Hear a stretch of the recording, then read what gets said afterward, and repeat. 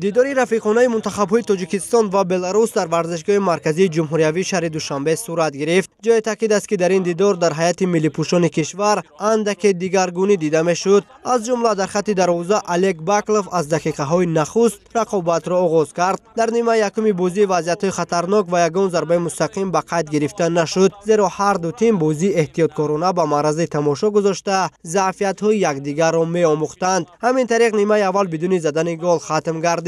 قسم دوم وخوری مذکور نتیجه خوب را برای شاگردان گیلا شکلاتزه در پی نداشت. در ادامه وخوری بازیگران حریف یک پی دیگری در نزد دروازه ما حالت‌های مناسب را سازمان می‌دادند و تغییرات انجام داده سرمربی دسته بلاروس آلاس فرر نیز نتیجه داد. حمله‌ور ویتالی لیساکویچ از هیئت ذخیروی به بازی آمده در دقیقه 64 با ضربه قوی خود خط دروازه الک باکلوف را رخنه کرد و تیمش در حساب به پیش برآمد. بعد همگی 8 دقیقه تروفی ملنیچنکو در داخل جریمه‌گاه یک پایبازی انجام داده از میان 3 حمایتگر و دروازه‌بان گل یکم خود و دوم دسته‌اش را به ثمر رساند. در دقیقه 84 فوتبالباز دیگری دسته بلاروس یوگنی یابلونسکی از یک فرصت مناسب استفاده کردند نتیجه را 3-0 نمود. 4 دقیقه ماندن تا پایان وقت اساسی ماکس بانک گل چهارم تیمش را به هدف رساند. با بازی مذکور در دقیقه های اضافی گرمان بارکوفسکی نقطه نهایی را گذاشت و تیم ملی بلاروس در وخوری رفیقانه با 5 گل به جواب تاجیکستان را ناکام کرد.